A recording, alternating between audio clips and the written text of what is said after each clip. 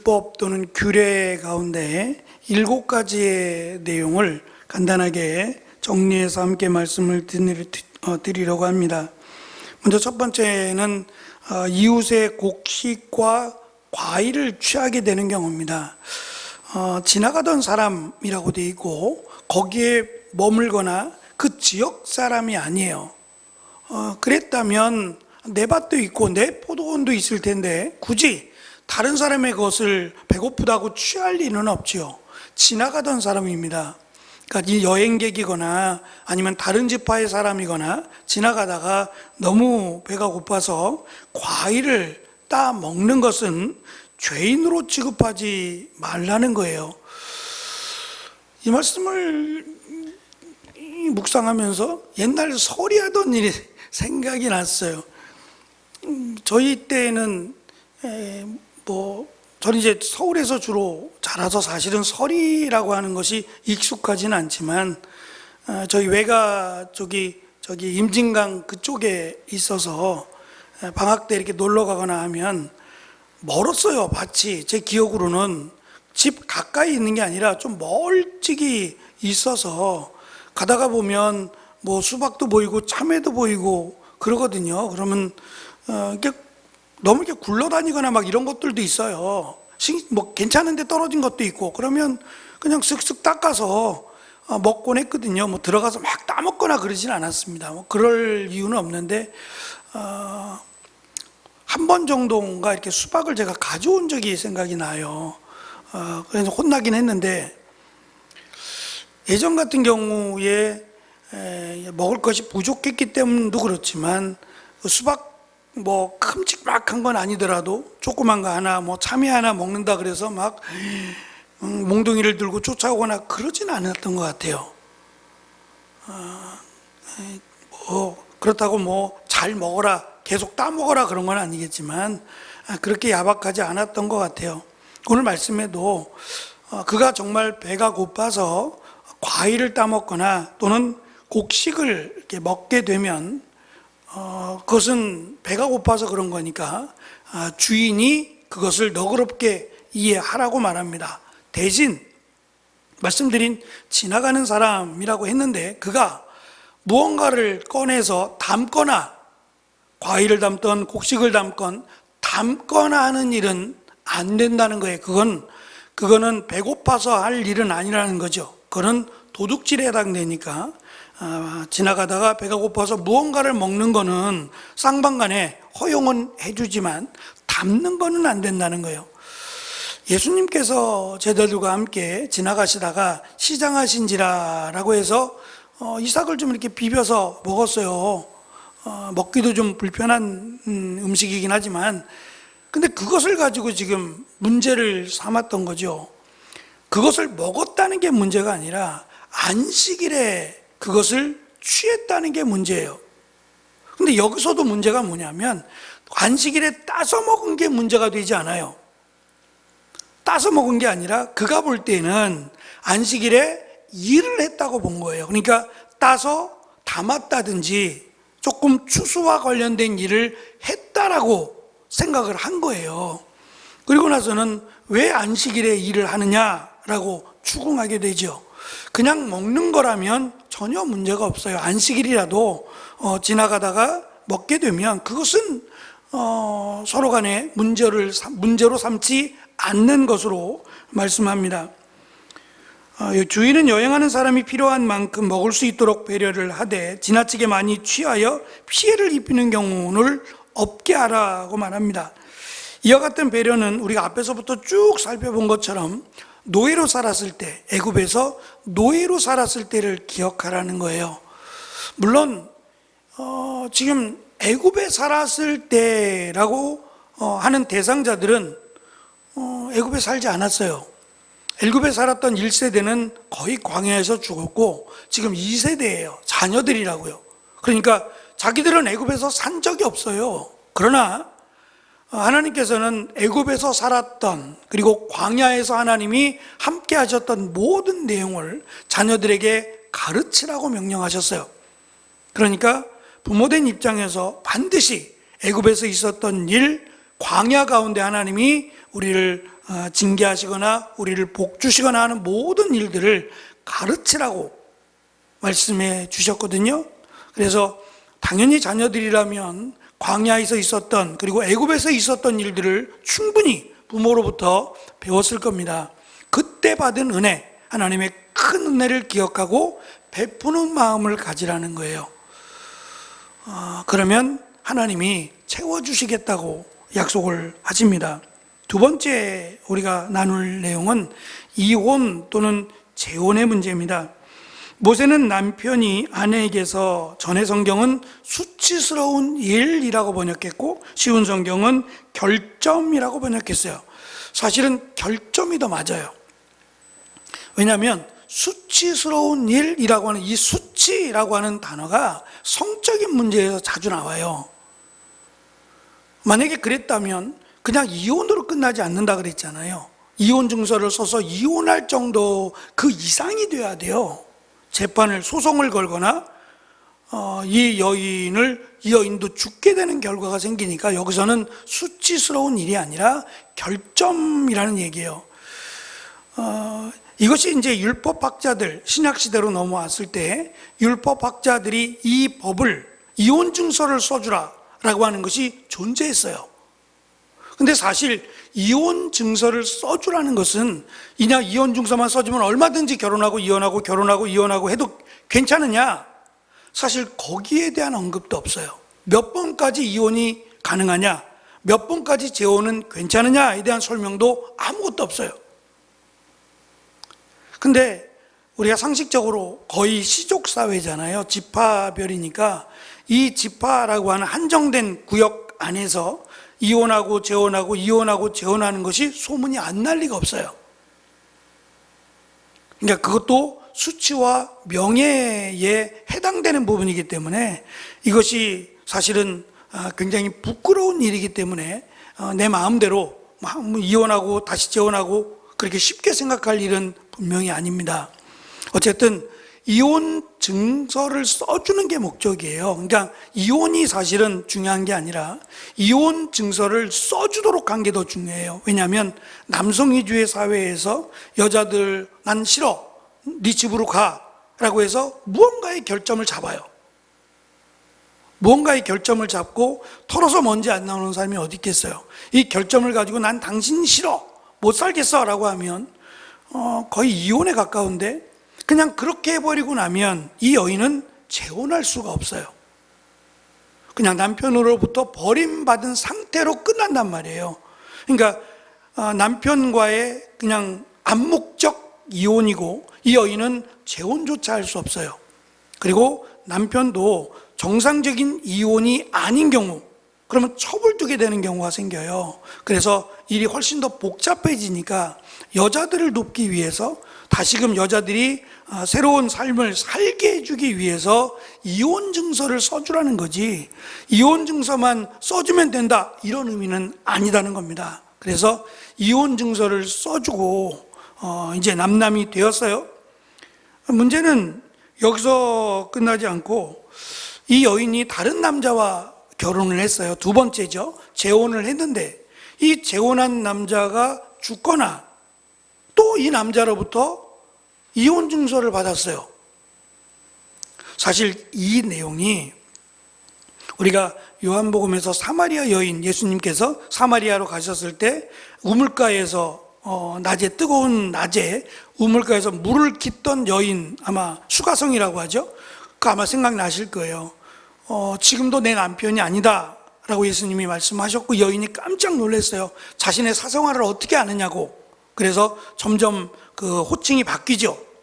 호칭이 점점 바뀌어가는데, 그 사마리아인들은 모세의 율법만 지켰어요.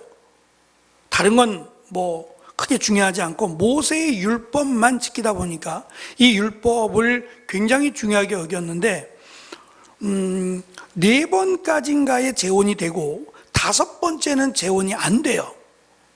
그래서 결혼을 못한 거예요. 지금 살고 있는 남자와 결혼할 수 없는 것이 이 4번이나 이미 재혼을 했고 5번째는 재혼이 안 되는 거예요. 그러니까 그냥 사는 거예요. 무슨 말이냐면 제가 요한복음 할 때도 말씀을 드렸지만 과거에는 이 여인이 부정한 여인이라고 생각을 해왔어요. 부정한 여인, 남편을 자주 바꿨던 부정한 여인식으로 설명이 되어 왔는데, 사실은 신약 시대에도 여인들이 약자지, 여인들이 강자지 않아요. 그러니까 여인들이 이혼하는 게 아니라 이혼을 당하는 쪽이었어요. 그러니까 이 여인이 어떠한 이유든지 간에 핑계 삼아서 결점을 트집 잡아서 이혼당하고 그렇게 정말 불운한, 정말 뭘로도 설명할 수 없는 힘든 삶을 살아왔어요. 그러니까 그 여인에게 예수님이 가장 비참하고 비천하고 어찌 보면 누구도 복받을 만하지 못하다 여겼던 그 여인에게 예수님은 굉장히 중요한 말씀, 어디에서 하나님이 드려야 예배를 받습니까? 라고 하는 질문 앞에 정말 이 여인이 사모했던 그 중요한 대답을 이 여인에게 하셨다는 점이 더 귀합니다. 어쨌든 여인을 보호하는 차원에서 이혼 증서를 써주라고 한 것이고, 지금 이 말씀 가운데 이 어려운 부분이 뭐냐면 첫 번째 남자와 이혼을 했어요. 버림을 받은 거예요. 첫 번째 남자로부터 버림을 받아서 이혼 증서를 받았고, 두 번째 남자와 결혼했는데 버림을 받았거나 이 남자가 죽었어요. 그런데 첫 번째 남자가 나랑 같이 다시 결혼하자, 재혼하자 라고 했을 때 하지 말라는 거예요. 그것은 죄가 된다고 지금 말씀하고 있어요. 근데 지금 바꿔서 이 시대에 이런 입장이 돼버리면, 우리도 이혼율이 굉장히 높은 나라인데 그렇게 뭐 성격도 안 맞고 여러 가지 지금 못 살겠다라고 해서 이혼했어요. 이혼하고 서로 상대방을 바꿔서 재혼해서 살다가 또 이혼하고 나서 그래도 옛날 내 처음 결혼했던 남자가 낫지라고 해서 처음 결혼했던 사람과 다시 재결합한다면 이 말씀처럼 죄라고 하겠어요? 오히려 반대가 아닐까요? 잘 됐네, 잘 됐어 라고 하지 않을까요? 그래서 이거는 쉬운 내용이 아닙니다. 더군다나 다른 남자와 결혼했기 때문에 그건 허락된 결혼이에요. 재혼이라는 것은 지금 얘기했잖아요. 이혼 증서를 받았고 그럼 재혼할 수 있는 자격이 주어졌어요. 여자도 이혼 증서를 받았으니까 확실하게 이혼이 된 거예요. 남남이거든요. 그리고 나서 두 번째 사람과 재혼을 했어요. 이건 문제가 전혀 없어요.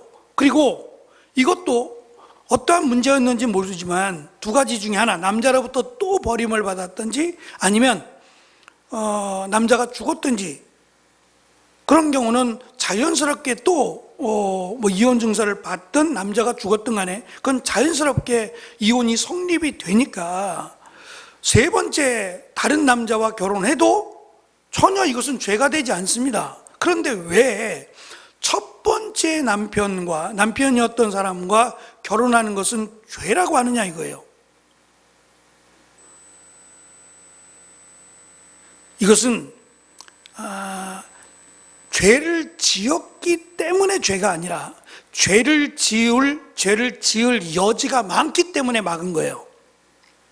의도적으로 다른 여자와 살아보고 싶어서 잠시 헤어졌다가 다른 여자와 살아보고 다시 합해지는 이러한 죄를 범하지 못하게끔, 그래서 미리 막은 거예요. 미리 첫 번째 여자와 다시 결혼하는 것은 죄라는 것으로 막았다라고 하는 주장이고, 또 한 가지는 아내 교환이라고 하는, 우리가 보통 스와핑이라 그러는데 서로 간에 아내를 바꾸는 거예요. 남자끼리 이야기해서 야, 우리 아내를 바꾸자, 서로 헤어지고 아내를 바꿔서 잠시 살아보고 또 시간이 지나면 다시 바꾸자 라고 하는 죄를 막기 위해서, 그러한 생각조차 하지 못하게 하기 위해서 단호하게 헤어졌다가 다시 다른 남자와 결혼했다가 헤어진 그 여인을 다시 첫 번째 아내를 다시 아내로 맞거나 남편으로 맞는 일을 못하게끔, 그러니까 그러니까 이러한 일들이 사실은 이스라엘 백성들에게 있었다기보다는 이들이 들어갈 약속의 땅이라고 하는 그 가나안 땅의 문화였어요. 제가 남아공에 있을 때에 선교사님들한테 이 흑인들이 에이지가 굉장히 높거든요. 이 만델라 대통령이었던 만델라 대통령의 아들도 에이즈로 죽었어요. 그래서 아니 뭐 TV 광고에 그 광고가 굉장히 많이 나오거든요. 에이즈에 관한 광고가. 이 사람들은 면역 결핍이니까 감기만 걸려도 죽을 확률이 굉장히 높아요. 치료가 안 돼요. 어쨌든 그래서 왜 이렇게 남아공은 에이즈 환자가 많습니까? 왜냐하면 무섭잖아요. 어떤 때는 이 흑인들 이렇게 선교지 가서 흑인들 만나서 악수하자 그러면 좀 겁나기도 해요. 그리고 이 사람들은 자기들은 손해볼 거 없으니까 우리 만나고 그러면 막 안어요. 남자들도 그렇지만 여자들도 반갑다고 막 안아요.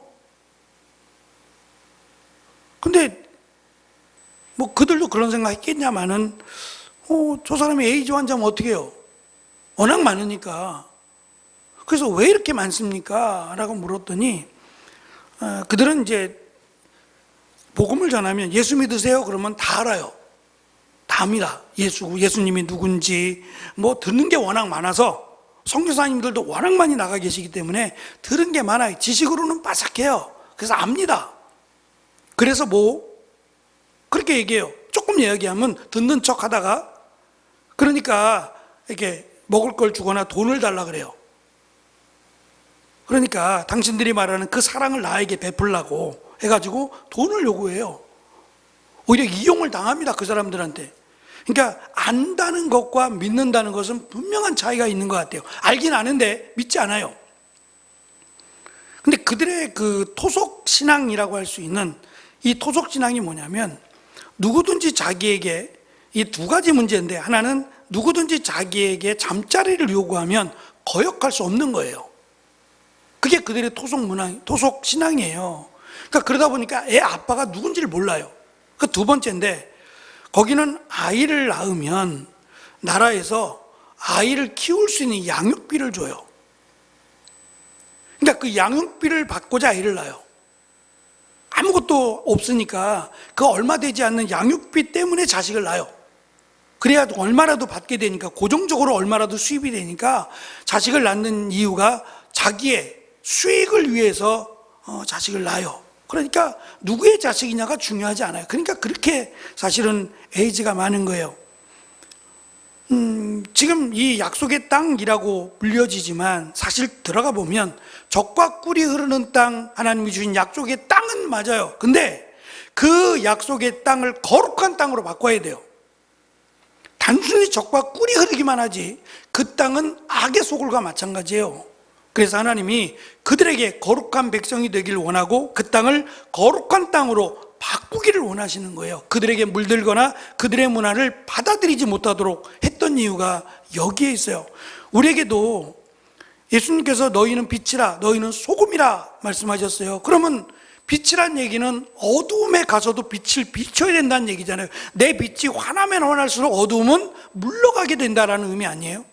어둠 속에 들어가서 내 빛이 사라지면 그냥 어둠 속에 내가 하나 더 있는 것밖에 안 돼요.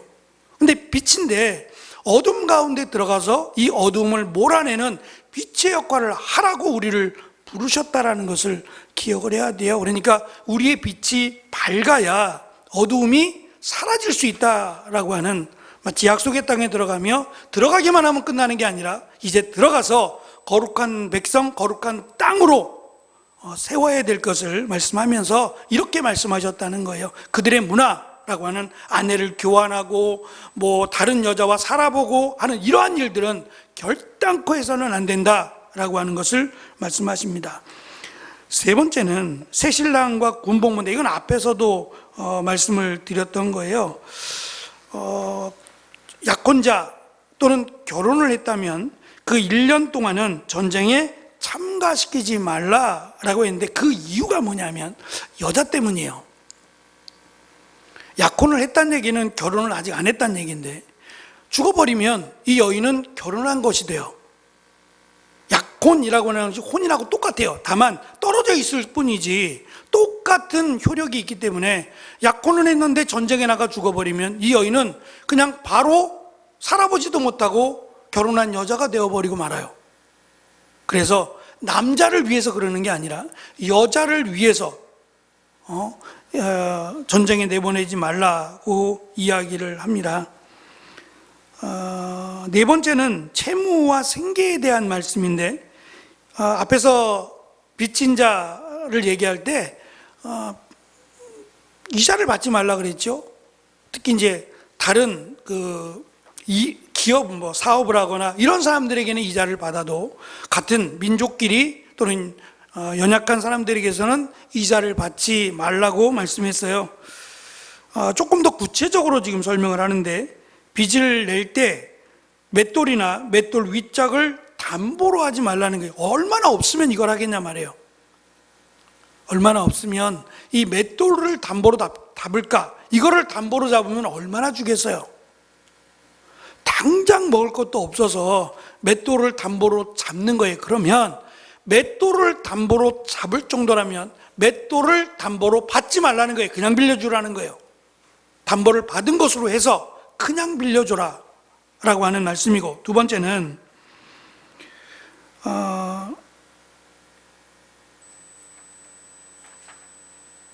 전당물에서 나오니까 그때 하겠습니다.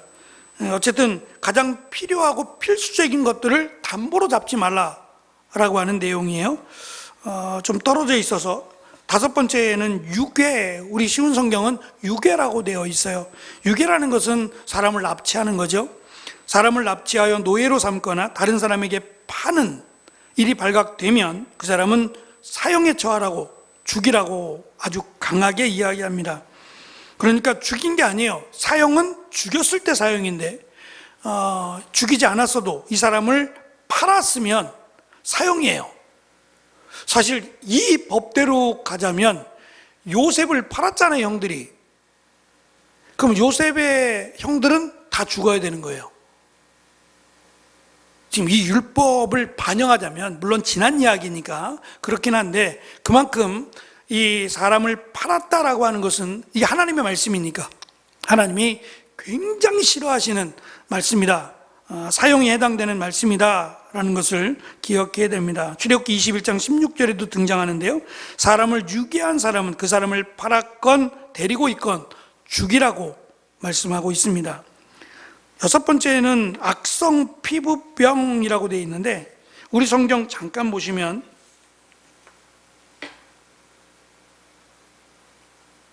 8절입니다. 누구든지 문둥병에 걸린 사람이 있으면, 이렇게 해놓고 문둥병에다가 별 표시 하나가 이렇게 살짝 있어요. 자세히 보시면 8절에 별 표시가 되어 있고, 밑으로 내려오시면 알아두세요라고 해서, 제 성경은 그런데 알아두세요라고 해놓고 그 별 표시가 이는 전염성 피부병을 의미한다. 나병은, 문둥병은 사실 전염병은 아니에요. 그냥 옆에 있다고 걸리는 병은 아니라고요. 감염이 될 때 걸리는 거지, 악수를 하거나 옆에 앉았다 그래서 전염되진 않는데요. 물론 이렇게 호흡을 통해서, 침을 통해서 이렇게 확률도 있지만 전염병으로 그들은 알았지만, 여기서 지금 말하고 하는 악성 피부병은 딱 문둥병이라고는 아니에요. 그러니까 문둥병이라고 번역한 것이 맞지 않아요. 그래서 지금 이렇게 줄을 달아놓은 거예요. 악성 피부병이라고, 전염성이 강한 악성 피부병, 뭔지 모르겠습니다. 근데 그런 경우에 악성 피부병에 걸린 사람은